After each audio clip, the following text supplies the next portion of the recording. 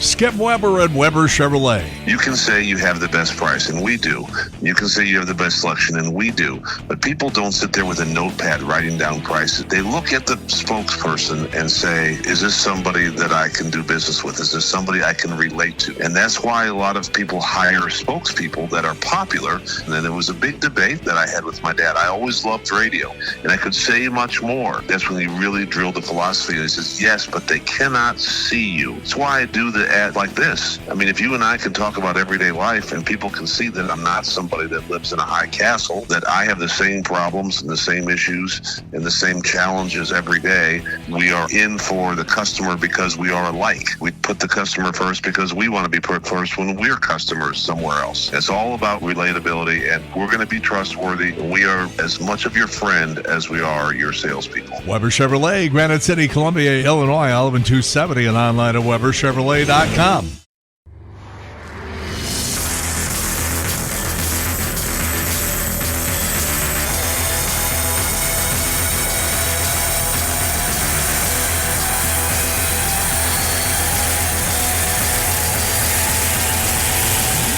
J.C. Corcoran Podcast.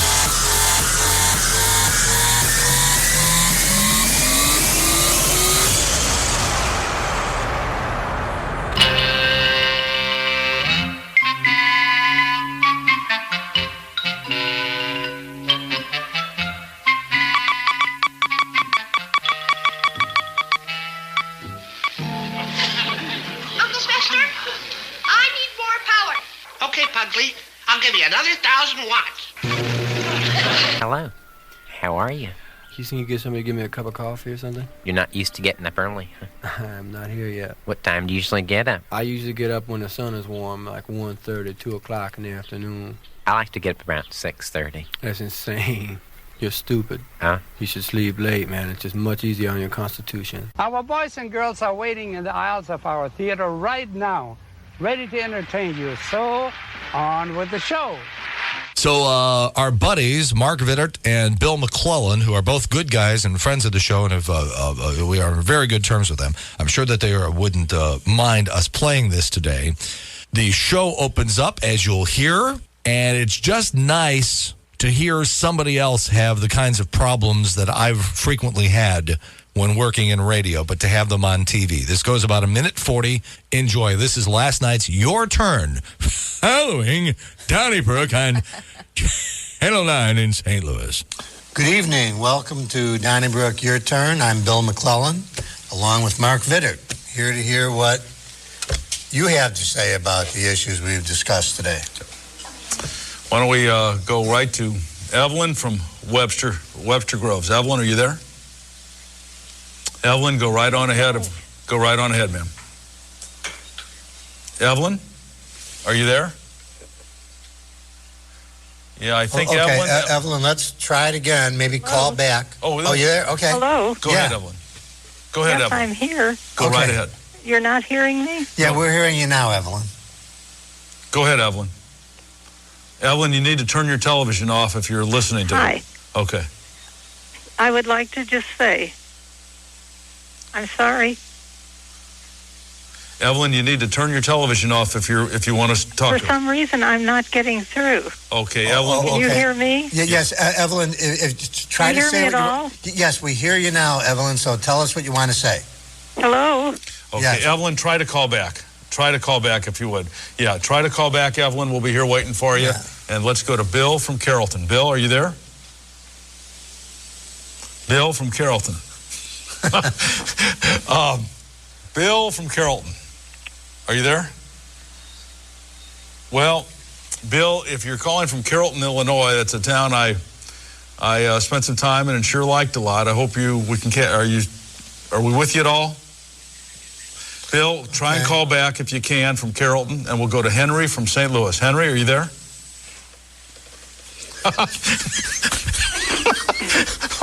Well, I swear to God, I got pits. I got pits. Oh my God. And then he goes. No, I'm just getting warmed up. Happy to see you again. Don't be nervous, don't be rocky. You're a teenage guest disc jockey now. And let me begin by wishing you a beautiful look. If you miss any part of today's show, like if you got a bug out early or something like that, tomorrow morning on the NewsTalkSTL website and on the free app, you will hear the show, the podcast version, if you will. Yeah, there's a really, really important button that you have to push down on the control board in the master control room there, you know, where they do it, where the director and the producer and everything is on the other side of the glass. And if that button isn't pushed down, then the person on the phone cannot hear the people in the studio. And so they're talking, talking to nobody. Evelyn. Oh, poor Evelyn. All right. Holidays are over for a while, but I caution you, there's something like 55 days left of summer. When I lived in St. Louis full-time, every single year I promised myself around the 1st of June that I was going to extract as much fun and outdoor activity and summertime type stuff as absolutely possible, as humanly possible. And every Labor Day I'd be cussing myself out for not having done it. But down here in Central Florida, you know, summer starts about, I don't know, April 15th and continues until almost Thanksgiving. So I get a little more time out of it. All right, we got a big show here for you today. As you know, if you're a regular listener to the Sunday Showgram, on Saturday night from 6 till 9, we play music, and on Sunday morning, we tell old stories. And we have great ones today. The Major League Baseball All-Star Game was held in St. Louis this week back in 2009, and a lot of celebrities came in for that. We're going to talk to a couple of them as we revisit that.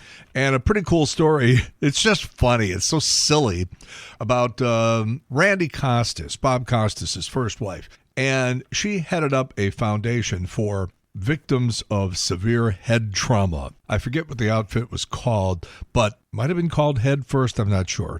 But every year they would have this big wingding, you know, going to have this big silent auction and everything. And that's how the whole story got started, but I'll get into it in detail a little bit later on. Oh, speaking of live TV and call-ins and stuff like that, this is just one of these random clips that I found. It was on yesterday's date back in, what was the year? 1988. The Major League Baseball All-Star Game was being held in Cincinnati. And we talked the radio station management into letting us go to Cincinnati and broadcast live from one of the team's hotels and just sort of absorb all of the excitement of the Major League Baseball All-Star Game. Of course, it was the late 80s, and so the Cardinals were having a decent run, except for the year that Whitey Herzog had to quit because the team wouldn't play for him anymore. But the town was still baseball crazy. I have a friend on the Jersey Shore who was watching the ball game on Saturday night, said, "Where the hell is everybody?" I'm like, it's like this every night. How come people aren't going to the games? And my theory is that as the, I don't know, I hesitate the word hostility, but let's just say that people are dissatisfied with the DeWitts, with the way they're doing things. And you're saying to yourself, well, why do we need a rebuilding year? Why was that necessary? The Cardinals always seem to be right there in the thick of things. Some seasons were better than others, but on balance, pretty much every year, fans came to expect the Cardinals to play well, have a great record, and just automatically end up in the postseason. And when that stopped happening, largely due to the efforts or lack of the effort of people like John Mozeliak, who's, I don't know, I think John's a good guy. I think his hands were tied by the DeWitts. John Mozeliak just got another job, by the way, right away. He was only out of work for a couple of weeks, really. But anyhow, people have become hostile towards the DeWitt family, and they don't think they're doing enough. And so people were just like, well, then screw it. And people found other things to do. Go back even 6 or 7 years, and it was like, all right, the Cardinals are in town, so we're going to go to at least one of the games on this homestand. And now it doesn't appear that people are thinking that way. I just think that people have found other things to do, and that was triggered by the lack of success of some of these mediocre Cardinal teams. Let's also talk about price. There's a lot of people who are, struggling. I think there's more people struggling than are letting on. And, when you see a significant cut in your disposable income, and we already know that inflation is outrunning earnings by people, so right there, the math doesn't work anymore. I think the Cardinals have great ticket prices for special deals. And if you don't mind sitting in the nosebleed section, you can get in for less than the cost of your monthly mortgage. But a couple of years ago, all the major league teams started with this, flexible pricing. So if you're playing the last place team, the tickets are cheaper. When the Cubs come to town, the tickets skyrocket again. And, a lot of people are just out of the baseball ticket buy-in game. There's a lot of people who are out of the concert-going game. The concerts have become just too expensive. But I'll tell you something else. You get past Jordan Walker and Alec Burleson, and you tell me who else is on that team that some kid wants to wear the jersey of with the name on the back. We basically have two stars, Jordan Walker and Alec Burleson. And even the Alec Burleson thing, I think, is, sort of borderline. So maybe it's only one. People, especially Cardinal fans, complain about Pete Crow Armstrong, the star center fielder for the Chicago Cubs, and I totally understand it. I totally get it. He's obnoxious. He's the kind of guy that you love if he's on your team and the kind of guy you hate if he's not on your team. A lot like David Eckstein. David Eckstein, would get on base and just get in the pitchers' heads and just be crazy. Tony La Russa called David Eckstein the toughest player he ever managed. And he's also probably the smallest player he ever managed. But Eckstein, again, was one of those guys, if he was on your side, great. If he wasn't, get out of here. And so, like I said, people complain about Pete Crow Armstrong. Yeah, he's a hot dog. He's a show-off. But I'll tell you this, I'd rather have a guy playing with passion than these guys who don't even run all the way to first base or run at half speed. Pete Crow Armstrong doesn't get cheated out of any opportunities. And he's still just, a year and a half out of being a rookie. And so he's going to do stupid stuff. He missed that fly ball in the Cubs-Cardinals series. And people were just like, overrated. And then Armstrong launches a home run directly into the tarps off section. Like, hey, you guys are riding me. You guys are calling me overrated. Here, have a souvenir. So I thought that was really funny. But here's the point I'm trying to make. And don't kid yourself. Occasionally, I do have a point, and that is he puts butts in seats, and people want to wear his jersey, if you're a Cub fan, obviously. And what we have in St. Louis is really only one guy like that, and it's not enough. You need stars, you need superstar talent, you need guys who play the game with vigor. And I'm not saying that Weatherholt isn't out there trying or anything, but it's just not enough yet. It's just not enough. And so I think it's not one thing that has contributed to the lack of attendance at the Cardinal games. I think it's a series of things, but I think it's definitely led off by the idea that people became hostile to the DeWitts. They didn't think they were seriously trying to put a pennant contending team on the field, and they got pissed off. They stopped going. And when they stopped going, they found out that there were other things that they liked to do, and they are doing those things. But anyhow, back to this live TV thing. This is just really funny. So we're at the Major League Baseball All-Star Game in Cincinnati. And the funny thing about it is WKRP in Cincinnati, Gordon Jump played the big guy, okay? But there wasn't any real WKRP in Cincinnati, and the series was shot in California. So we're sitting there, and all of a sudden, Gordon Jump walks by. We're like, wait a minute. WKRP in Cincinnati isn't real. We're in Cincinnati. What? Wait a minute. Well, it turned out that somebody paid him to be in town for the All-Star Game in Cincinnati. But for just like a half second, it was like, hold it, wait a minute. By the way, I remember we went in on a Saturday night for this whole thing, and there was a severe thunderstorm. It was the only time I think I've ever flown. You got to remember, I flew to New York and California roughly 425 times between 1985 and 1999. So That's about 850 flights. And that doesn't count any of the flights that I took on my own for vacations or other places that we went. So all told, we're talking about 900 flights that I've taken in my lifetime. The only time I was really scared and thought maybe we were going to crash was going into Cincinnati that night, that Saturday night back in 1988. I didn't think we had a chance. I was already thinking to myself, wow, what's this going to look like in the newspapers and on TV? But anyhow, we landed, we got there. We do a quick little thing with Gordon Jump. And the next day it was out to batting practice and sort of media day. And we're out there on the field. And one of the first guys I run into is Larry King.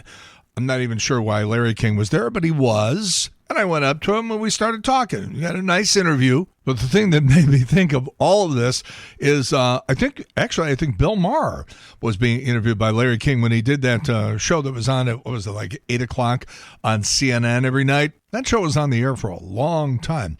And, yeah, they did some stupid stuff. But on balance, I mean, I thought it was really good. And I wish there was a show like that now. Long-form interview with a newsmaker. Most importantly, nonpartisan. I mean, he might have a Democrat on, he might have a Republican on, but the editorial point of view of the show itself was nonpartisan. Man, would that be great to have on every night now? Closest thing is probably Anderson Cooper. But again, we were just talking about baseball. Same thing with CNN.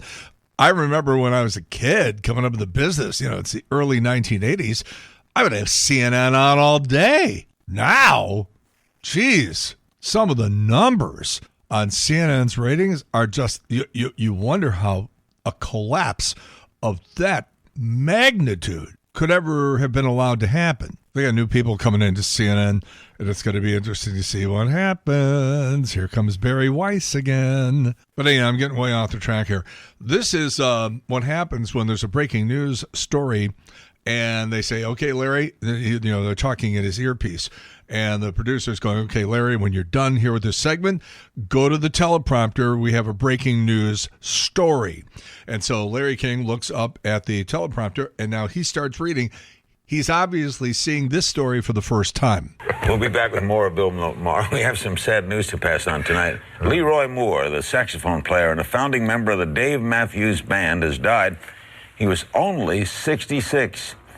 He was 46, I'm sorry. He was apparently in a TV accident on June 30th in Virginia. He punctured a lung. First of all, there's a lot of things wrong right there. He was only 66. See, in Larry King's world, 66 is you young whippersnapper. Then he quickly corrected himself. But just listen to this last part again. He was apparently in a TV accident on June 30th in Virginia. The hell is a TV accident? And then it dawned on me, the prompter read an ATV accident where he punctured a lung. He was in an ATV accident, not a TV accident. Larry, you're a TV accident. Oh, man. Cincinnati, 1988. All right, let's kick off the show as we always do here on the Sunday Showgram. A collection of semi-psychotic news stories that you probably would have been better off without, but what fun would that be? Let's go to press. Yep, it's the weekend pickup. Wedding website claims that Taylor Swift and Travis Kelce's wedding cost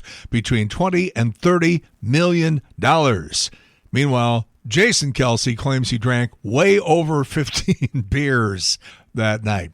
Upcoming season of Who Wants to Be a Millionaire will include a Seinfeld reunion with Jason Alexander and Wayne Knight. Brad Paisley and former Dodgers catcher Clayton Kershaw are going to be participating. Larry David with his daughter Cassie. Jesse Eisenberg and Paul Giamatti, Michael Keaton and podcaster John Lovett, and two SNL duos, Colin Jost with Michael Che and Will Forte with Taran Killam. New season of Who Wants to Be a Millionaire premieres Wednesday the 22nd, 8 o'clock Eastern. That would be 7 o'clock Central on ABC. New Stones album is out. It's called Foreign Tongues. Guests include Robert Smith, Paul McCartney, Steve Winwood, and Bruno Mars. The new Moana movie comes out this weekend. I'm sure people are flocking to it. First one was very good.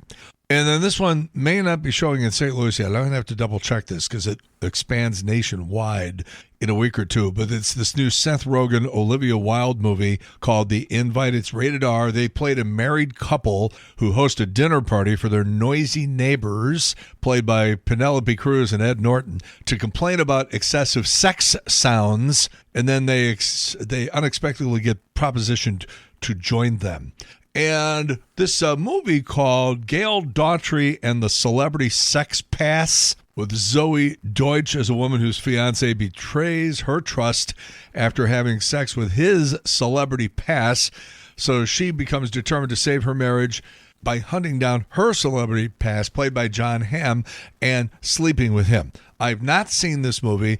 I have seen reviews of it, however, with people, reviews done by people whose opinion I value, and they are nominating this very early on, which is, it's only July, for worst movie of the year. So be advised. But when I hear that, I want to see it immediately because, if something's that bad, I want to see it. Not only just to warn people, but also because it just provides a really good frame of reference. All right, we got the Wimbledon men's doubles, the ladies championship, the ladies doubles, and then the men's championship happening on ESPN all weekend long. John Goodman, interesting perspective here.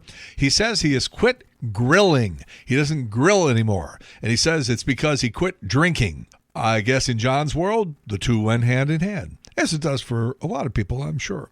And original foreigner singer Lou Gramm is going to retire from performing this year. There are pictures of him that I've seen, and he looks like he is shrunken down to like 5'5" or something. He was never a tall guy, but man, it's just, I know your spine compresses and everything as you get older, and that's going to happen to me and everybody else, but man, he's getting into Trish Brown territory.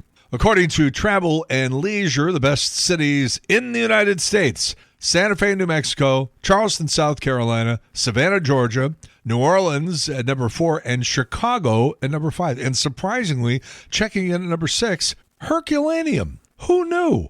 Gas prices were starting to come down. Now they're going back up again because of all of the renewed activity in the Middle East and the Strait of Hormuz. I don't know what's going to happen now. If the war escalates, then it's going to really be a problem, and gas is going to hit levels that we have never seen before. It's very possible. I hope I'm wrong, which makes this story even more curious. Next year, Los Angeles is getting the country's first luxury gas station, created by some guy named Alex Cantor, who is a fourth-generation owner of Cantor's Deli in L.A. Maggie's is the name of this place, and it's going to serve fresh pastries from local bakeries, premium soft-serve ice cream, specialty coffee, and convenience store favorites like Flamin' Hot Cheetos.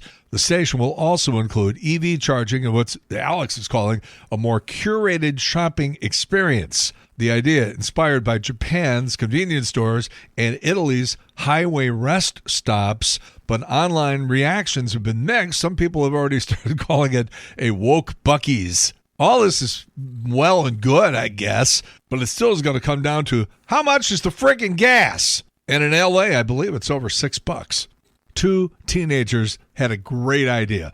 Let's get into one of these driverless Waymo mobiles, and you get in and the doors lock and the thing starts going. And these guys thought, hey, it would be great. Let's get loaded. Let's get really loaded here while this car is driving itself. And let's fire toy guns out of the window. But instead, the Waymo drove them straight to the police department. That's what you call your updated software. An antique mall in Kansas says it's dealing with a repeat plant thief who's been digging up flowers right out of the planters in front. They're hoping somebody recognizes the woman was caught on surveillance video. It's not a bad idea. They have a really, really nice lineup of plants outside of a lot of shopping malls. If you want to reduce your chances of getting sick, here are 3 things you should always wash your hands after touching. Those 3 things are touch screens and pin pads, grocery cart handles, and your phone. This one surprises me. I never would have guessed it. Google sees the biggest spike in people searching for hangover cures January 1st. Okay, we all would have figured that one out. But what's second? Would you be surprised if I said the day after Halloween? But I lived in a subdivision in West County where the kids were all out trick-or-treating and the parents were all out like having a street party, grilling hot dogs and just really pounding the beers. So maybe I shouldn't be surprised. Here's one of those stories where you say to yourself, there's too many damn lawyers. Do you ever pay extra for a window seat on an airplane? They will charge you up to $170 extra for a window seat. So some of these people on United and Delta pay their $170 extra. They get their window seat. They proceed to that seat. They sit down, and there's no friggin' window. It's a blank wall.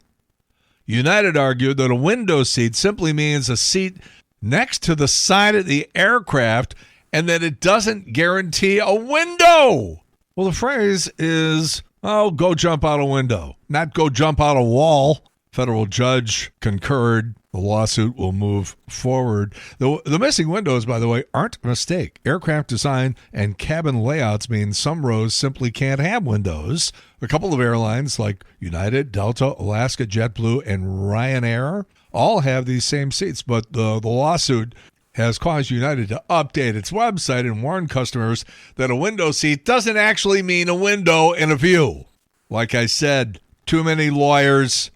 94-year-old guy from New Zealand has been officially recognized by the Guinness Book of World Records as the world's oldest water skier.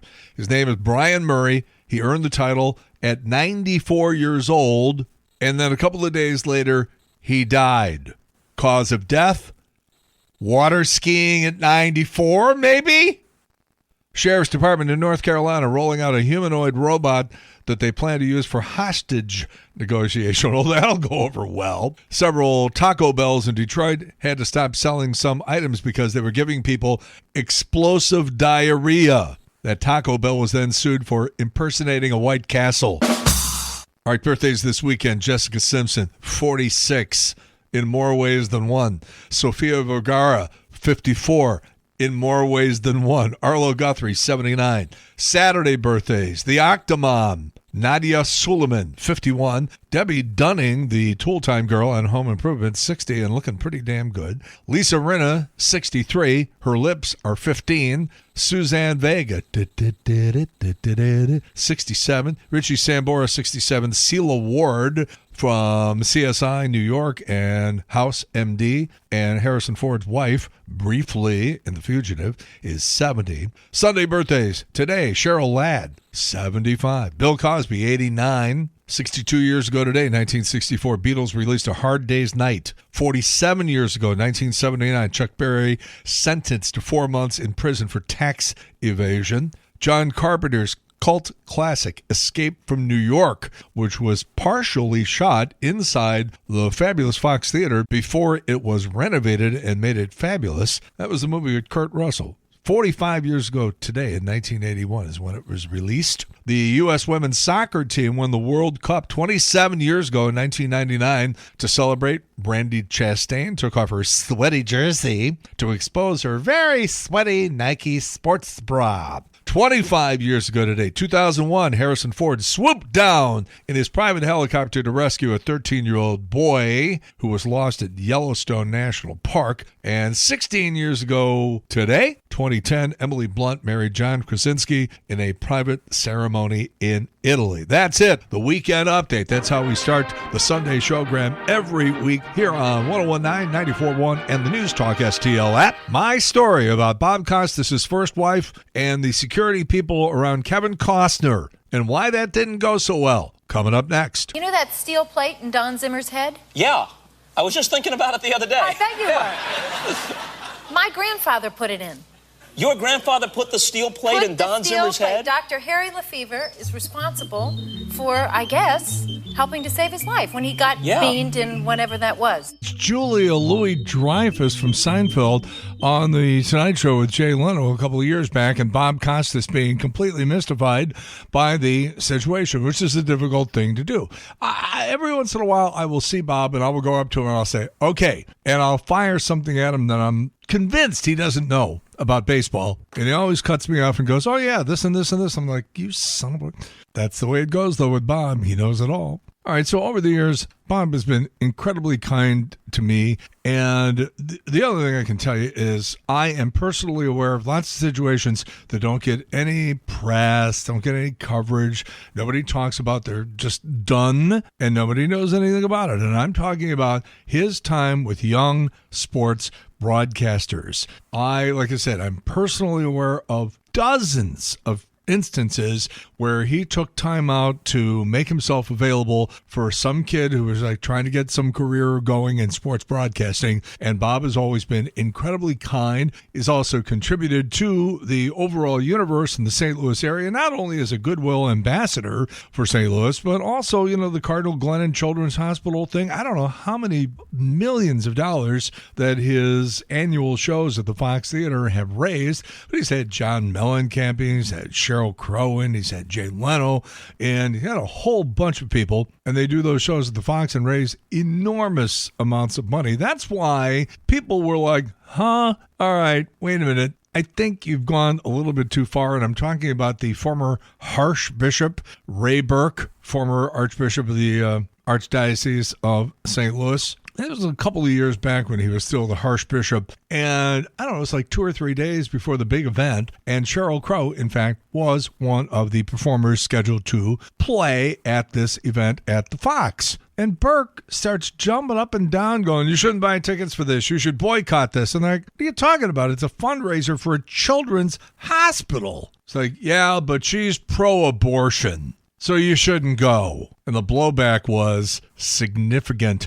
And the last time I heard, Burke was considered even too radical for some of the really, really right-wing stuff going on in the Vatican. They assigned him to like someplace in Siberia or something, but he's clawing his way back. When we had that opening a couple of years ago before Leo got in, Burke thought he was a candidate to be Pope. Talk about delusions of somebody else's grandeur. Come on. Anyhow, Bob has been a great friend to me and to the show over the years, and his first wife, Randy Krummenacher, was sort of a, casual friend of mine. And what year was this? Let me see. 1995. Okay. So I'm on the air one morning doing the old morning showgram, and I say, oh, yeah, I got to go to Los Angeles this weekend because I'm interviewing Kevin Costner for this new movie called Waterworld. Remember that stink bomb? But I didn't know it at the time, although I had heard little rumblings that maybe it wasn't that good. But anyway, I was just sort of talking about it. Get off the air one day, and Randy calls, and she says,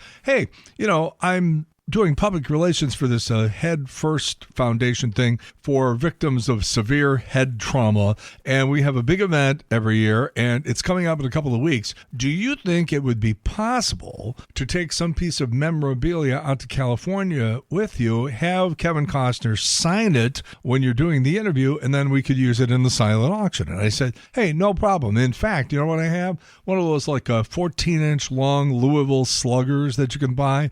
I don't even think they're a 1.5 feet long.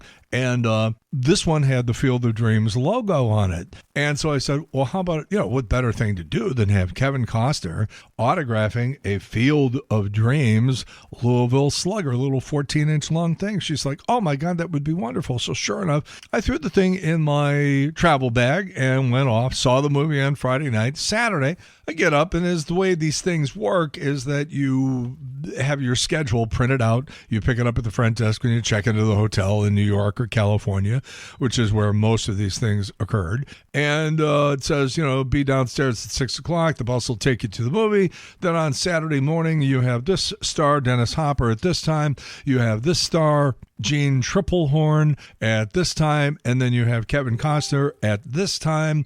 And so you are expected to be in all of the right places at the right times. So sure enough, it's my turn for Kevin Costner. You go down the hall. This is in a big fancy Los Angeles hotel, and you go down the hall, and they have a little chair sitting outside the door. That means that somebody else, like from Denver or Los Angeles or Seattle or whatever, somebody's in there already doing the interview, and you're next. You just sit here, and we'll call you as soon as the other one's done, and then you go in and you do your interview. Now, I've only run into this 2 or 3 times. I can remember, obviously, with Madonna, she had a security team placed there, and they were very, very visible. In this particular case, they had one security guard sitting outside his door opposite the chair that I was sitting in, and I come walking down. I got my notepad, I got my little pen, I got my little toy suit on, and I'm carrying this Louisville Slugger. And the security guy looks at me and says, "You can't take that in the room." I said, "Why not?" He said, "You could use it as a weapon." And I said, "The movie wasn't that bad." It's JC's Sunday Showgram on News Talk STL. The Major League Baseball All-Star Game was played in St. Louis this week back in 2009, the 14th of July to be exact. I thought St. Louis did a wonderful job. You know, the St. Louis Sports Commission and Major League Baseball teamed up and did a nice job. It is interesting, though, when the network guys come in and all the bigwigs from MLB, because as local press, local media, we sit in the press box and we watch the game and we do our reporting in whatever way we do it. When the Federales come in, we all get banished to this place in the right field corner up in the terrace behind the foul pole. And let me just tell you something. During the World Series, holy crap, it gets windy and cold up there. I mean, we're wearing gloves and parkas and everything like that. We're still freezing our asses off. But, you know, Al Michaels has to be comfortable, right?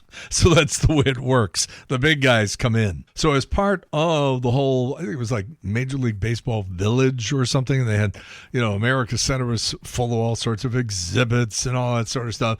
And the night before the All-Star Game was played, they had a celebrity softball game, and they brought in some pretty decent celebrities for this game. One of them was Jenna Fischer from Webster Grows, from The Office. What a sweetheart. All right, so any athletics in your background from Darings Hall there or in college or anything like this, or are you just going to go out there and just try not to embarrass yourself today? Well, I played softball for CPOP as a kid, and that was 3rd and 4th grade. Haven't played since, but I've been throwing a ball around, went to some batting cages.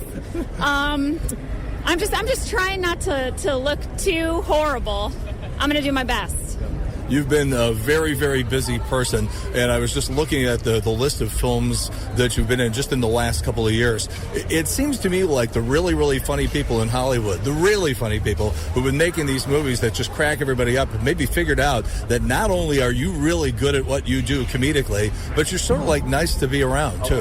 You know, I have been very lucky because I haven't worked with any bad people yet. Like all the people I've gotten to work with, Will Ferrell, John C. Reilly, John Heder, all those people are really funny actors and comedians, but really down-to-earth, nice people. So I haven't had one of those, like, bad Hollywood experiences where I work with a bunch of divas. I think I'm really lucky. Now, there was a movie called The Brothers Solomon, which a lot of people didn't see. Yeah. But it's one of those movies where you're staring at the screen going, no, they didn't. They did not do that. They did not say that. You're in the movie maybe 4 minutes, and it is one of the funniest scenes because you play it completely straight. There's a look of sheer terror on your face as you realize what is happening on this bad first date. Just tell me about what it's like to do something. I mean, 4 minutes, and I remember that scene more than anything in the movie. Well, I was really excited to get to do that. Bob Odenkirk directed that movie, and I know him, and he asked me to be in it. And Mr. Show. Yep, Mr. Show. And I knew I was going to get to do a scene with Will Arnett, who I already knew and loved. And that was hard to get through because Will Arnett is really funny, and Bob's really funny. So on set, the two of them would be cracking me up even before I had to go on to do the scene. So, that was great. I mean, it's cool when you go in for one day of work and you get to do something that, like, pops like that, you know? What does it seem like when you come back to your hometown? What seems different? What seems the same? What seems comfortable? What do you look at? You drive by and you go, oh, my God, I can't believe that. I'll tell you, 2 things I noticed. Great water. The drinking water here, tap water, is amazing. It tastes better than bottled water. And also the air quality is so much fresher than in Los Angeles. And it's greener and just prettier. And I think the city keeps getting better and better. I mean, I'm so excited to be staying downtown right now because I got to see that the City Garden sculpture installment, and it just everything is so beautiful. It's just you guys just keep adding things to the city, and it's an exciting place. I love St. Louis. You're getting hitched again.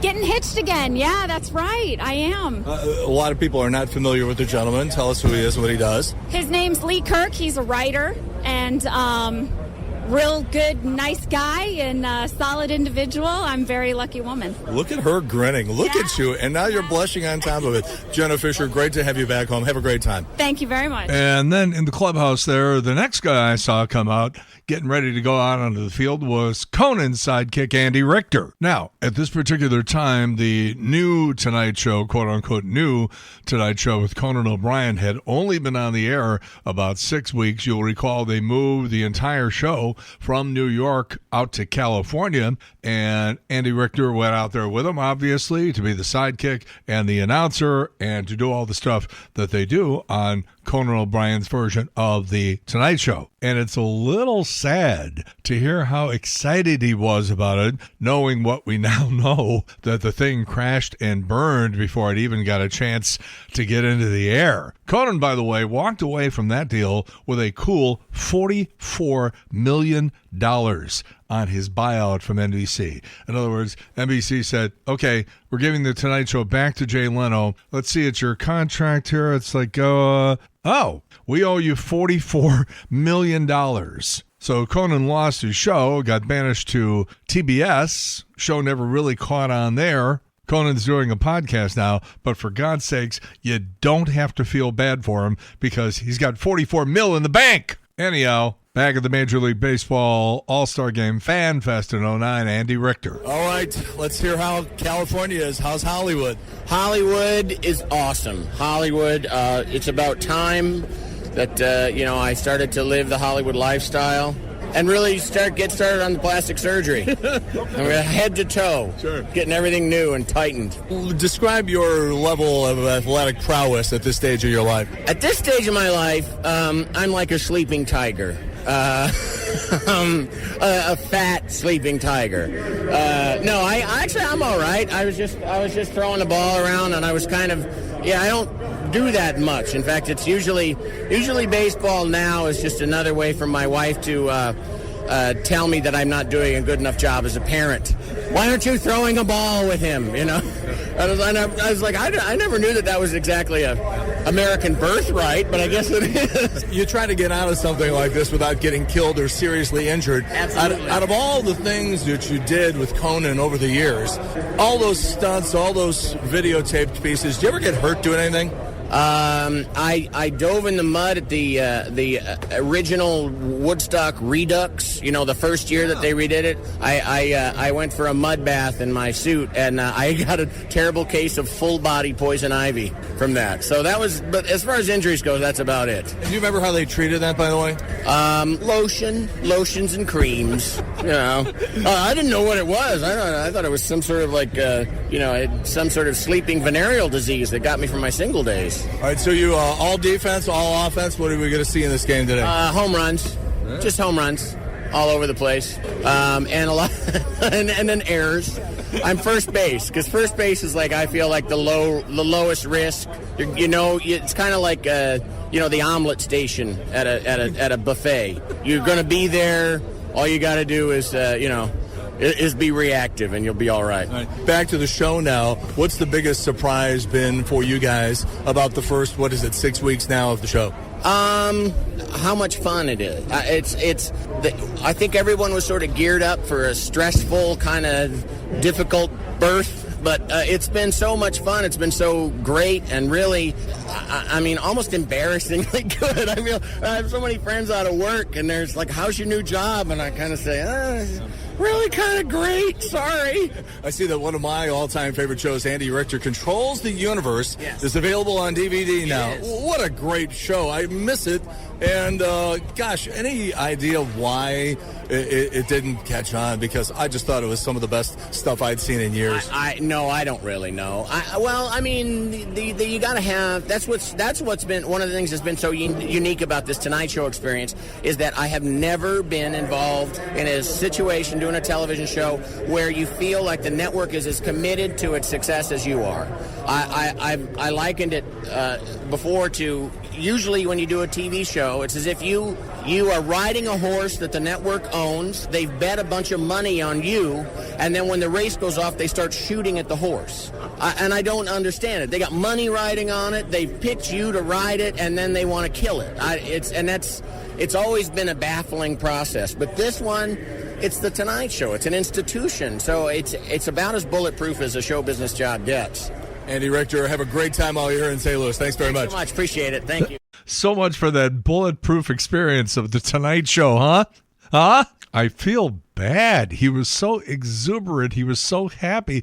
He was so proud of what they were doing on the new Tonight Show with Conan. And then, well, we all know what happened, don't we? All right, that's for hour number 1 of the Sunday Showgram here on 101.9, 94.1, and News Talk STL app for Sunday, July 12th, 2026. We have an hour to go. Get me some coffee, miss. Yes, sir. A quarter geritol and a ham on rye. No cheese. Yes, sir. Welcome home, sir. Here's a navigational chart, sir. Good, good. Get me radio contact with that ship. Pronto. Pronto. Here's all the available information on the sun, sir. That thing is hot. Hey! Get me Bud Kruger immediately. Yes, sir. And some ice. Yes, sir. Jacobs. I want to know absolutely everything that's happened up to now. Well, let's see. First, the Earth cooled, and then the dinosaurs came. But they got too big and fat, so they all died, and they turned into oil. And then the Arabs came, and they bought Mercedes-Benzes. And Prince Charles started wearing all of Lady Di's clothes. I couldn't believe it. He took her best summer dress out of the closet, and he put it on and went to town. Things sure haven't changed. Sir, we have restored radio contact. Good. We keep losing the radio. First, give it to me straight. What's it look like? A radio? What? Not so big, green with numbers and lots of knobs. I do feel bad for my husband, though. I got sober in our marriage, and I used to be a very frisky drinker. But I do give him credit. He does try and keep my inner hoe alive. The other day we were stuck in traffic, and he's like, yo, babe, give me roadhead. And I was like, I'm not going to do that. He was like, why not? I was like, it's broad daylight. We're in standstill traffic. Everyone would see me. And he was like, man, you're no fun anymore. And I was like, I'm driving.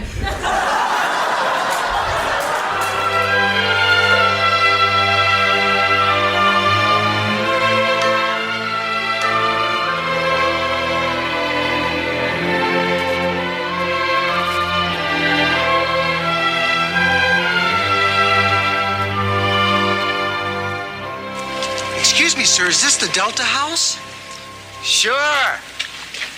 Come on in. You know, I've been thinking about this. You know what makes people violent? I don't think it's television or films. I think it's alarm clocks because it wakes you up abruptly, you know, puts you in a bad mood. You're irritable, you're cranky. I think you should just wake up naturally with an alarm clock that has a human voice, you know, like, come on, buddy, time to get up, pal. You're looking good. You got the whole day ahead of you. Come on, out of bed. Come on, let's go. Up you go. Come on, buddy. Come on. Up you go now. Move it. Let's go. Move it. Move it. Let's go. Let's go. Let's go. Then you hit the snooze alarm. Sorry, buddy. I didn't know what I was talking about then. Most of us on waking in the morning know exactly where we are. The rooster or the alarm clock brings us out of sleep into the familiar sights, sounds, aromas of home and the comfort of a routine day ahead. Not so with our young friends. This will be a day like none they've ever spent, and they'll spend it in the Twilight Zone. So, got a lot of Hollywood stories. Today we were talking about the Andy Richter thing, moving out to Hollywood. We were talking about the Kevin Costner deal out to Hollywood. We had a bunch of show business stories in the weekend pickup. We got another Hollywood story today, and this one go back to 1986. That is coming up on this Thursday's date, July 16th, 1986. And of course, now any TV station, any market that you want to monitor, you want to watch the news in Denver, you go to an app and you watch the news in Denver. Maybe you got friends there, or Maybe you want to watch Jonesboro, Arkansas, and the local station there because of all the flooding in downstate Missouri and, the northern half of Arkansas. So maybe you just want to say, I have family there, I got friends there, I would like to see how bad it is. And you can do that. But in 1986, you couldn't do that. If you wanted to hear a radio station in Los Angeles or see a television station in Los Angeles or any other market for that matter, you had to go there. So that was actually one of the fun things. I always enjoyed doing that because you would see the way certain things are being done on TV stations and on radio stations in other places, and it would give you ideas, not necessarily to steal from, but to sit there and go, that is interesting the way they did that. Hey, you know what?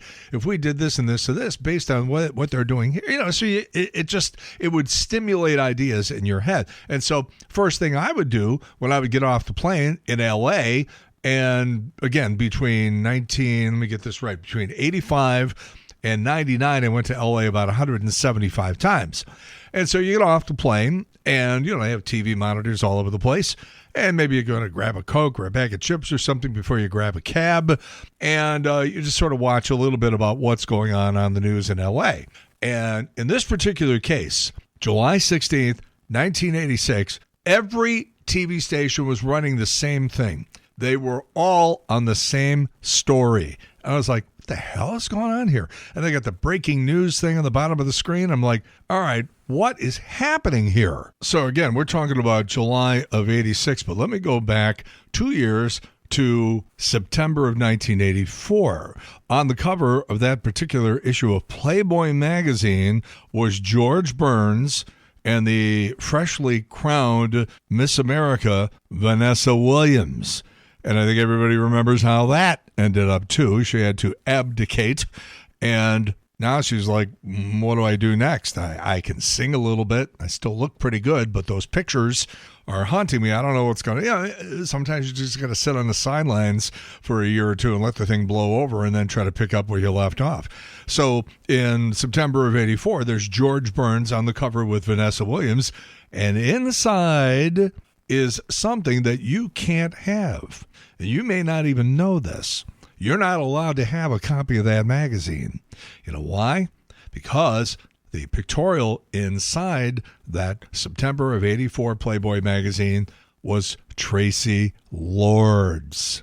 And on this particular day, 2 years later, in July of 86, she got busted. Somebody finally found out that she was quite a bit underage, as a matter of fact. It's not like she was just, 6 months underage. She was a couple of years underage when she was making dozens and dozens of adult films and obviously being portrayed in Playboy magazine. All of this stuff completely illegal. Playboy magazine had to destroy all copies, all pictures, all trace of any kind of Tracy Lords and her pictorial.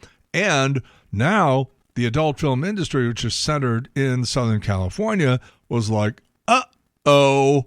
Every single one of her movies had to be destroyed. There was absolute fear and loathing throughout Southern California because everybody who had ever worked on one of these productions, anybody who had ever starred in one of the movies with her, even if you were just the person who mopped up at the end, all of these people would have been accessories to a crime, a series of crimes, perhaps dozens and dozens of crimes because she was underage. And there were a lot of people throughout that entire industry in Southern California who wondered whether or not they were in like the kind of serious trouble that would have them ending up in prison. The result, by the way, was sweeping changes in the adult film industry. Everything had to be documented. Everybody had to produce birth certificates. Everybody had to have everything in triplicates.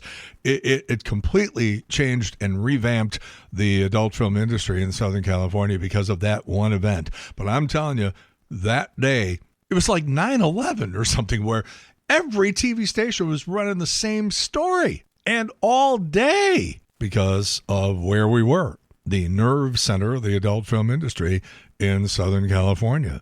She, by the way, was never charged with a crime. And it took a couple of years, up until 1990, where John Waters, who made all of his movies in Baltimore, said, I'm making this movie with this young star. His name is Johnny Depp. Nobody had ever heard of him. Well, maybe 21 Jump Street, but in terms of motion pictures.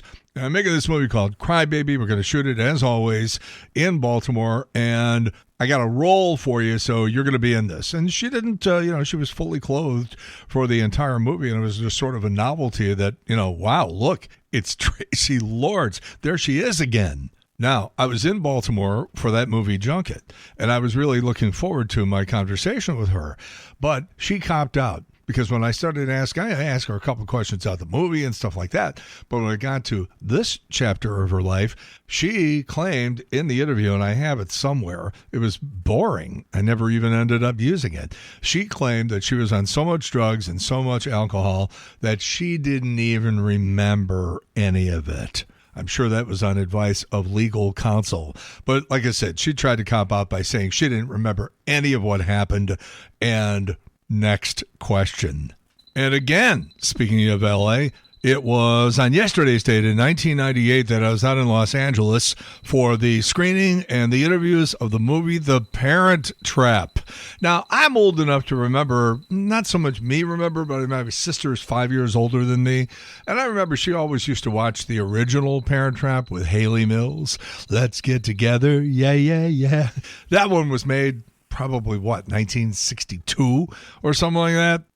I just checked, 1961. So I was close. That's not bad off the top of my head. And I believe Lindsay Lohan was 11 when I interviewed her, and she was a sweet little kid, But I do remember the mother being around. What's her name? Dina, I believe. She was watching the whole thing very, very closely, as you would expect a mother of an 11-year-old kid who has been thrust into the Hollywood limelight to do and to be. I mean, that's what I would be like. I'd be watching everything, making sure that everything was going okay. But I just think it was interesting that years later, when Lindsay Lohan just, skated off the deep end, the mother seemed as messed up as she was. And closer to home, it was on yesterday's date in 2013 that we lost a big chunk of St. Louis. And I mean a big chunk, because when I started at KSHE back in the spring of 1984, I didn't know anybody in St. Louis. And so I would get off the air and I had other work to do, but I figured I wanted to take a little breather. So I would just walk across Watson Road and walk into the Ultra Mall. It was cool. It was right there. And back then it was a thriving place. A lot of times I'd go in there for lunch. Remember the York Steakhouse? It's not exactly Deerdorf and Hart's, not exactly Citizen Kane's, but it was a steak. And you could get a salad, and they'd throw in a potato and everything like that. And you may remember that the York Steakhouse wasn't a bad place for a cheap lunch. There was a movie theater downstairs. I know I saw a couple of movies there. I can't remember what they were back in the middle 1980s. Of course, you had a Spencer Gifts. Oh, and you had the CPI 1 hour photo film developing place. I used to get a lot of pictures developed there until I got to really know somebody pretty well who worked there. And it turned out they kept a big binder full of, shall we say, keepers. Pictures where somebody's, shall we say, integrity was compromised. Sometimes, it was illegal for them to develop nudes. Well, let me rephrase that. It was illegal for them to develop them and then give them to the customer. They kept them, and they put them in the big binder. I saw a lot of naked people in that binder. Then you go downstairs and you had the food court. I was really good friends with a guy by the name of Bob Costas. His family, by the way, owns Anthonino's on the Hill. And Bob was a great guy, and he had a place down there called Athens Cafe. And in St. Louis, Greek food was not really particularly well known in 1984, but people would try it and say, that's really good. And next thing you know, Bob had 5 locations spread all over St. Louis, and he was trying to manage them all. And after about a year or two of this, he was walking out of the Athens Cafe that was at Union Station, walked out of the parking lot and had a massive heart attack and almost didn't make it. But then he dropped a ton of weight after he got out of the hospital. He had a quintuple bypass or something. And like I said, lost weight, became a runner, and he's still doing great today. And the Suns are running Antonino's on the Hill. But that food court was almost like it was like a meat market, but with really cheap meat. But a lot of people would just sort of scope each other out down there, and I was one of them. I did appearances in there. I did a couple of book signings in there. And it was really sort of jarring. I don't know, it was about 6 months ago. I was driving down Watson Road, and I looked over to my right, and it's like, wow, it's right. It's just gone. All of those memories, all of that hanging out that I did at Crestwood Plaza. I want to give an update on this Chicago Bears story. We don't have a football team, obviously. The Battlehawks are nice and everything, but we need a quarterback, and we need it's fun there for a couple of years. Let's put it that way. So anyhow, about a month ago, this story surfaces that it's official. Those were the words. It's official. The Chicago Bears are moving from Soldier Field in Chicago to Northwest Indiana to Hammond, Indiana. That's it. It's all done. The only problem was I was driving back from Chicago when that story broke. And I was listening to all of the sports stations and the news stations do coverage of this story, and it was very, very clear that nothing of the sort took place. Nothing had been signed. No formal agreement had been reached. What happened was that the commission that was in charge to decide whether or not the Bears were going to continue to negotiate with the Chicago suburb of Arlington Heights, or whether they were going to speed up their negotiations with the people in Hammond, Indiana, the commission stepped forward and said, we just don't feel like the Arlington Heights people are moving, so we're focusing all of our attention now on Hammond, which was pretty much designed to scare the hell out of the people in Chicago and Arlington Heights. But I'm listening to this story being completely misreported. So I get back to St. Louis about 5 hours later, and sure enough, there's Channel 4 going, well, it's official. The Chicago Bears are moving out of Chicago and into Northwest Indiana, into Hammond, Indiana. And I contacted the news director, whose outgoing message says, leave me a message if you get this machine. Leave me a message, and I will call you right back as soon as I get the message. Guy's name is Chris Nagus. People might remember he was one of their investigative reporters for several years there. Then I know he went to Austin, Texas, and then they lured him back, and they said, look, we want you to run the whole place, run the whole newsroom, so will you come back? And apparently he did, and they probably gave him a nice healthy raise and everything like that. And now he's got a bogus outgoing message that says, leave me a message and I'll call you right back. But an amazing thing happened. That was a month ago, and that he still hasn't called me back. And all I said was, I just came from Chicago. This story that you're reporting is being misreported. It's not true. It is not final. Nothing's been signed. If you say the Bears are moving to Hammond, Indiana, you're wrong. You may eventually be right at some point, but right now, that is untrue. I was polite. I'm a little more fired up about it now because I'm pissed he didn't call back. But I was very polite when I left a message, and the guy still didn't call me back. And I guess that's why I'm not too terribly reticent about telling you this story. Channel 4 recently, it was about 2 weeks ago, put out, I guess it was on YouTube and social media, put out this reel, about 90-second reel of highlights of famous Channel 4 news stories. You know, basically trying to convince you of the fact that we're everywhere. If a news story breaks, don't worry, because we got cameras everywhere. We got reporters everywhere. We got it covered. You want to know what the news is in this community, you just come to Channel 4 and we got it for you. You don't worry about a thing. And it was just like one scene after another, quick cut of all these famous news stories. There's only one problem, and it's a minor problem.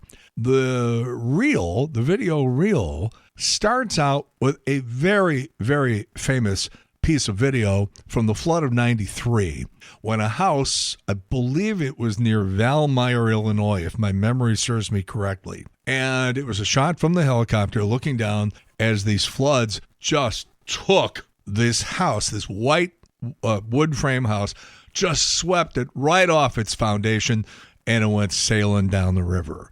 And it was an amazing piece of video. It was shown internationally, not just in this country. It was shown overseas too. I've seen it shown overseas on like Reuters and Sky News and stuff like that. It's just an amazing, startling piece of video. Like I said, there's one problem. Channel 4 put this out. It was the lead shot on this reel. Like I said, what's that one problem, JC? The one problem is that was shot by Channel 5. Alan Barklage was flying the helicopter, and I believe it was Gene Jackson who was in the helicopter as the reporter, and I don't know who the videographer was, but that was a famous piece of Channel 5 video from the flood of 1993, and Channel 4 is trying to push it over on you as their own.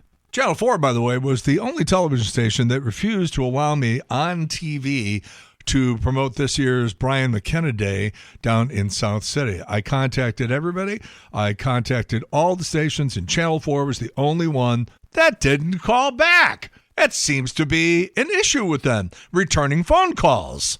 And you wonder why I make fun of these people. Actually, I don't even make fun of them. I just play you what really happened. I don't even have to say or do anything. All I have to do is play what happened. And they're basically making fun of themselves. A few rare items from the Wizard of Oz film are going up for auction. The family of actor Ray Bolger. If I only had a brain. All right, time now to answer our Wednesday fun fact. Here it is. Which famous song by Doris Day was featured in the 1956 thriller, The Man Who Knew Too Much? Well, the answer is Q, Sarah Sarah. Whatever will be, will be. And now, KMOV Sports Authority. Live from the KMOV Broadcast Center, this is News 4 This Morning. Watching out for you. Well, coming up on News 4 This Morning, Chip Correa is set to take over at Valley Sports for Cardinals play-by-play. Chip Correa.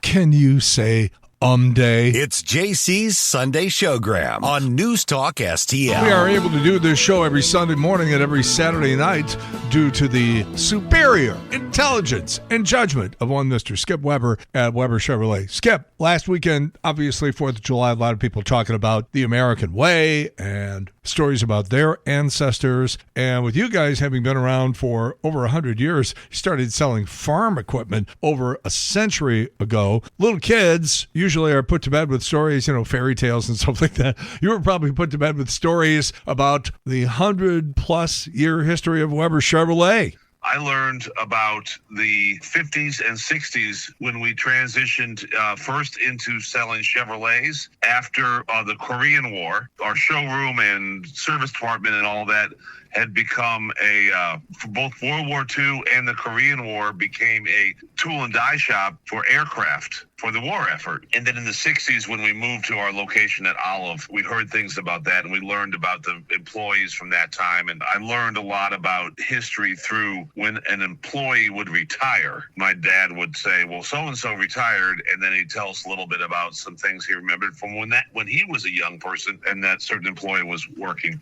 So, but I did in later years learn a lot of the history, and it's really pretty cool because we had a warehouse in East St. Louis. We had a showroom of wagons and implements that was right almost exactly where the arch is now. Of course, it wasn't National Park Service and federal property back then. There was lots of things on that riverfront that were businesses, and Weber Implements was one of them. Very little could you buy out of the showroom. You could buy some, but mainly you placed your order, and then it got put on a barge in East St. Louis and either brought across and you would come back and pick it up, or we'd ship it to you. Like, people would ride in on their wagons from all over the place, and then we'd ship it. And what they did is the barge went down to where the Des Peres River is, and there's a landing just in from the Mississippi up the Des Peres River, and there's a little road. It started out as a cart track and then became a road, and that road is literally called Weber Road in South St. Louis. We actually dealt with Hupmobile, We dealt with a brand called Pierce Arrow. If you remember, the Six Flags ride with the old-fashioned cars was called the Moon. Everybody always wondered, why did they call this the Moon? And that's because that's the brand of car that those old-fashioned cars was modeled off of, was Moon, and then Lozier, and then finally, as those started falling off and the bigger brands and corporations started taking over, we actually sold Chrysler and Plymouth before becoming Chevrolet. So now, project about maybe 10, 15, 20 years into the future. Do you have in the back of your head an idea of what you might have to do and what the overall company and what the family is going to be involved in terms of adapting and transitioning into what car buying might look like 10 or 15 or 20 years from now? We're ready and prepared to do everything online. We made those preparations several years ago, and then it went backwards. People didn't like it, and I don't blame them. This is not like buying a pair of jeans online. Once you title a car, there's no exchanges. So buying a car online is a way different thing. If you don't like it, if you didn't get a chance to drive it, and you didn't get a chance to see the color in both natural light and artificial light, like a garage, and you make that call and you make the mistake, you're talking $40,000, $50,000, $60,000 that you've done online. That's just too high for most people, and I don't blame them. I think that, even though we were still the dealer, I think it's still the best way to do it is to come in. 90% of the people do 90% of their research online, but I don't know what the next move is going to be. We've modernized that whole process, so you got to figure what's the next real move that can happen. And so we're waiting to try to figure that out. So I don't have a total vision for 10 years from now. We have some hiring in place. We have some purchasing and rebuilding and expanding that we have done in anticipation of the future. But as far as changing the processes, we're still kind of in a wait and see as to what directions we're going to take. But we believe that we are very mobile and we can pivot in any direction that we need to. I mean, what you and I do on the radio, this is way different, quote unquote, radio advertising than I did in the year 2005. So that's like an example of how you have to change. And that's the future. Let's talk about the present. What's going on right now at Weber Chevrolet? We just got a brand new set of incentives. This time of year is very fun every year. We always have big June, July, and August in sales. This is kind of the time when the new vehicles have the biggest rebates, which means they're the cheapest. But the inventory is at its smallest. There's no replacing 26s right now. Everything we've got, they were going to get on 26s on the lot. We have got 27s trickling in already in a couple brands.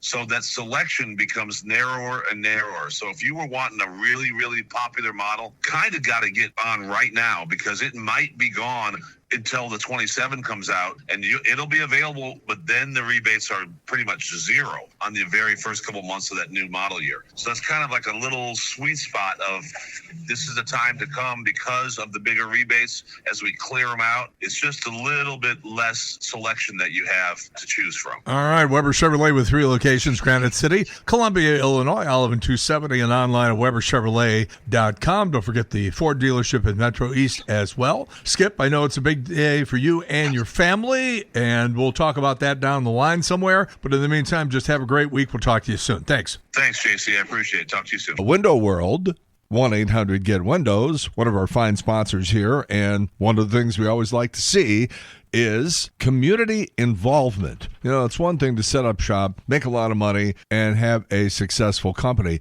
But when you get involved with people like Action for Autism, St. Jude Children's Research Hospital, well, Window World has helped raise over $4 million over the past 20 years doing stuff like that. And on top of it, they're good people. The Better Business Bureau and the Good Housekeeping Seal of Approval, folks. Big stamp of approval right on top of Window World, 1-800-GET-WINDOWS, or online at windowworldstlouis.com. Now, they're offering 36 months same as cash financing with approved credit, and there will be somebody there 7 days a week. Not some flunky secretary on Saturdays and Sundays. You're going to have a staff member who knows their stuff, will answer your questions, and give you the details, as over 80,000 customers in St. Louis already know that they use double-strength glass that gives their windows strength not commonly used in replacement windows. Give them a call, 1-800-GET get Windows. 1-800-GET-WINDOWS. That's Window World. The A-List Interview. I'm a man who likes talking to a man who likes to talk. On JC's Wayback Machine. So I've enjoyed all my conversations with Graham Nash of Crosby, Stills, Nash, and Sometimes Young. I've interviewed him in person. I've interviewed him on the phone. And every conversation is memorable. He was in town Friday night at the Sheldon, and at age 84, still working, still sounding great, and still talking about important stuff. He's our JC Celebrity A-List Interview of the Week. Graham, you've achieved so much. You've had this wonderful career on multiple levels, and you're at that age now where a lot of guys would probably just sort of kick back and say, well, I don't have anything to prove. I've done all this wonderful stuff. And instead, you're out on the road. You're still performing. You're still contributing. What is it that motivates you to get out there and still do this? My father was dead at 46, and I spent my 46th year wondering whether I was going to drop dead like my dad did. And then, of course, I made it past 46, and everything from that moment on has been complete bonus. And so I don't want to waste a second of my life. I'm not interested in retiring. I'm not interested in laying back on what I've done in my life. I don't give a what I've done in my life. You know, I've tried my best to be a good person and a decent musician, and I'm very grateful to having lasted this long, you know, and been responsible for touching people's hearts. And I feel good about my life, but I don't want to just sit back and rest now. No. I understand. And having read your book, Wild Tales, A Rock and Roll Life, I guess maybe I was saying half jokingly that the first couple of chapters sort of read like Angela's Ashes. For people who are unfamiliar with your life at a very early age, your childhood and everything like that, you didn't have much. You didn't have a pot to pee in. It sort of always goes back to this whole idea of the greatest generation, where people who had absolutely nothing appreciate every morsel of life, regardless of what point in that life they are. I was talking to a friend of mine yesterday, and he told me a story about when we first met many years ago. And he made me some jam and toast. When he handed it to me, I said, hey, that's enough jam on there to feed 5 people. And he always remembered that for some reason. On a simple level, why is it only in America that you can buy a sandwich at a shop that you can't put into your mouth? Well, when I was a kid, a bagel was the size of a hockey puck, and now, a bagel is the size of a catcher's mitt, and I think that's probably got something to do with the obesity levels in this country too. Very well, it could. By the way, going back to the book for a minute, when somebody tells their life story, what was the reaction to the book? Were you surprised by anybody's reaction? What was the reaction? Well, first of all, it made a New York Times bestseller list, so that was thrilling to me. Completely unexpected. The reaction to the book has been amazing. You know, there's people that absolutely loved it, and a couple of my friends, didn't like it at all. And it's one of the main reasons why Crosby and I are not speaking to each other these days. You know, I sent him the galleys for the book, a month or so before I published, and told him to change anything he wanted, and he never got back to me, and so I published, and now he's pissed. We're living in a time here where you got to really be careful. You've never held back in your opinions, and you've never held back in terms of your social consciousness and your feelings about politics and stuff like that. The only problem now is that you have this thing called the internet, and people will gather together. As George Carlin said, never underestimate the stupid people in large groups. They will not be happy until they have your head on a stick if you say something that they don't like. You have to be careful because you're still trying to sell records, you're still trying to sell books, you're still trying to get people to come to your shows, and yet if you say something that rubs somebody the wrong way, they will not only not come themselves, they'll try to convince other people not to go too. Well, even further than that, don't forget, during the Living with War tour that CSNY did in 2006, at least 10% of the people would walk out when we got to the song, Let's Impeach the President for Lying. Mm-hmm. Now then, that song didn't come until 3 hours into the show. On another point, you buy a ticket for a Crosby, Stills, Nash & Young show, what do you expect? Our house forever? No, you're going to get 4 people up there that are speaking their minds, and very loudly and very plainly. There is a story that you wrote the song, Just a Song Before I Go, to sort of try to win a bet. Is that story true? Yes, it is. I was in Maui, and I had a small house in Los Angeles. I went to a friend of mine's house, and he said, you're supposed to be some big shot songwriter. Well, I bet you can't write a song just before you go. And I said, really? How much? He said, $500. I still have his $500. And the beauty of it is not only did you write it and did you win the bet, but he must have really been pissed off when it became a big hit for the band. It became the biggest hit that we've ever had, right? What? That was the biggest one ever. Yep.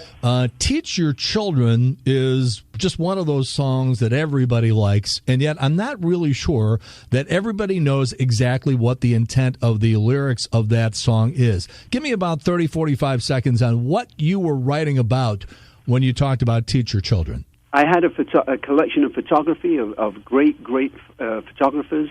One of them was the Diane Arbus portrait of a boy in Central Park with a hand grenade, and one of them was a portrait of the arms magnate from Germany called Krupp. And they were placed together in this one show, and I was going around, this show of my collection, and I came upon those two images, and I realized that if we didn't teach our children to deal with our fellow human beings in a much better way, that humanity itself was in danger. And that's what Teach Your Children is. It's a two-way process. We have a lot to teach our children, obviously, but we have a lot to learn from them. And finally, I watched you on the 25th anniversary of the Rock and Roll Hall of Fame on stage barefoot with your partners and also Jackson Browne. Has that barefoot thing ever come back to haunt you? Ever faced a situation where you said to yourself, ooh, I should have worn shoes? A couple of times when Steven spit on stage and I stepped into it, yes. Radio. Who needs a radio? Like what you're hearing? Don't forget JC's Wayback Machine every Saturday night from 6 until 9 on 101.9 and 94.1 News Talk STL and the free News Talk STL app. Back in 1981, I was working in Omaha, Nebraska at WOW, Johnny Carson's old station. And that was an interesting place, too, because we were out in the middle of nowhere. The Nebraska plains just sort of cut off from everything. But at night, our signal would travel to like 16 states. It was one of those weird AM signals, and more interesting than that, sometimes there was this weird astronomical phenomenon going on, and our signal would skip north across the North Pole, bounce off the ionosphere, and then come back down in places like, I don't know, like Austria or Denmark or something. And back in the day when you would get mail, actual letters in the mail, we would occasionally get, some letter from some guy, some guy living in Denmark who's like, I heard your radio station. Pretty cool. Like, what? So I still remember we had a station softball team, and we played, I guess it was on Thursday nights. And it was 1981, and as I was getting my uniform on, I got the news. And the news sort of dribbled out slowly that Harry Chapin had died. And it was a real complicated situation because he had been seen on the New Jersey Turnpike swerving and then got into a crash. And there's still a lot of speculation as to what happened. Did he have the crash that caused the heart attack that killed him?